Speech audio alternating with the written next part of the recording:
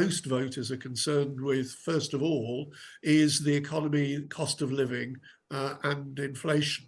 The government's making progress on that, but it's not recognised by the electorate at large at the moment. So, taken all together, Robert, when's your advice? If Rishi Sunak asked you, when should I call the election, what would you say? October into November, on the basis that by then inflation will have fallen, the effect of inflation will have been falling, will have been there for longer. Out canvassing at the moment, all you hear from people is that you made a mess of 2020 to 2022. So the further Rishi Sunak can put that behind him, the better it is for him. So logically, October, November next year. Migration has dominated, and the big question for many is, can the Prime Minister push this new legislation through to get flights off to Rwanda? The Commons may not be as problematic as the House of Lords, but even if the Prime Minister does, what does it all mean to voters who will cast their ballot in just a few months' time? Well, let's speak to Conservative peer and polling expert Robert Hayward, who joins us now. Good morning. Good morning, Kate. Now, you're a Tory peer, but you also have a handle on how people feel about politics. So how has Rwanda gone down in your party and outside of it? Well, I think your introduction identified the problems that the party's got in terms of Parliament, particularly in the House of Commons. There are all sorts of people looking in all sorts of different directions. What one's seeing in opinion polls is that the main issue remains cost of living in the economy, but immigration has been rising up, whereas, let's say, a year ago, immigration was the fourth issue overall for the nation, but very important for Conservative voters, behind the NHS and climate change. Climate change has fallen back, and immigration is now alongside the NHS, depending on which poll you look at, as the second or third issue. And one of the biggest questions is whether or not this Rwanda policy will ever come to fruition. I mean, just on the logistics of this, do you think, knowing everything you do about the Commons and the Lords, that Rishi Sunak can get this through the House of Commons and then the House of Lords? I mean, do you think it's likely to be blocked in the upper chamber? I don't think it'll be blocked as such. The question is, amendments will be put through, both probably in the Commons and in the Lords. It looks, for example, although it didn't look like this a day or so ago, that the second reading would be granted in the Commons on Tuesday. But it's a question of what amendments are put in, particularly in the Lords, and whether those are then acceptable in the Commons to the Conservative Party. And that is problematic. I shall be, as a non-lawyer, listening with keen interest to the expert legal opinions, which are particularly in the Lords. I mean, are you minded to vote for the policy? Yes. My inclination in broad terms is that I would vote for it. But as I just said, I shall be listening very carefully to the debates, to the lawyers who really do know about the implications of any particular amendment that one's looking at on any occasion.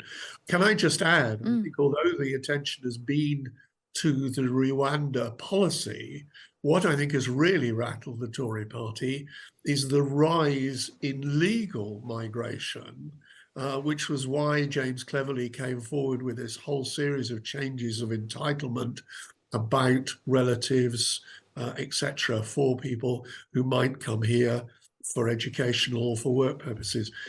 So although Rwanda's the top of the agenda in terms of appearances, there's no question that legal migration is the strong undercurrent which has rattled the Tory party right across the board. And because of that, how much support from Conservatives is leaking towards reform? I mean, I suppose what's the split between Reform and Labour? But are we seeing people thinking, OK, well, I don't trust the Tories on immigration, Labour are not for me, I'm going to back the Reform Party or somebody else? I think the Reform Party is overestimated in the opinion polls. There's a huge block of Conservatives from 2019, anything between a third and a half of the Conservative voters, who actually haven't decided how they're going to vote at the next general election. And the pollsters know that the overwhelming majority of these people will vote for one party or another. And therefore, they're having difficulty allocating where they will go. and therefore reform, I think, is getting much higher in the opinion polls than it should be. If you look at council by-elections where they virtually don't put up candidates, and even where they do very poorly. In parliamentary by-elections, equally, they are way below the figures that are actually achieved in the opinion polls. At the moment, they're an unknown quantity for the vast majority of voters. So the suggestion from Sir John Curtis today that the Tories could be left with 130 seats, do you think that that is a bit too low? I don't know what it will be. You can do a figure at any given time. As both of you know, ask me that question at the point there is an election. I'm not willing to speculate at this point on the basis of opinion polls, which will change dramatically between now and whenever we go to vote at a general election. I suppose then the big question is there anything that Rishi Sunak can really do to budge the stubborn kind of poll ratings that he's seeing at the moment? Is it Rwanda? Is the success of that likely to give him a bump, or is it just a done deal? No, it's not a done deal. All the indications are that the voters as a whole are not committed in one direction or another. Labour has a huge lead, but it looks insecure.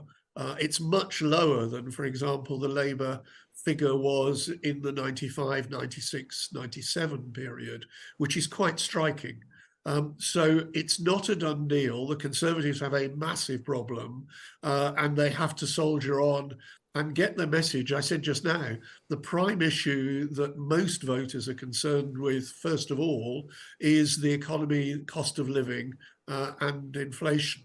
The government's making progress on that, but it's not recognised by the electorate at large at the moment. So taken all together, Robert, when's your advice? If Rishi Sunak asks you, when should I call the election, what would you say?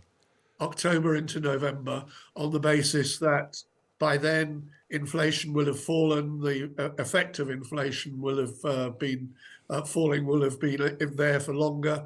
Out canvassing at the moment, all you hear from people is that you made a mess of 2020 to 2022. So the further Rishi Sunak can put that behind him, the better it is for him. So logically, October, November next year. Thank you, Robert Hayward there. Straight answer to a straight question. Much appreciated.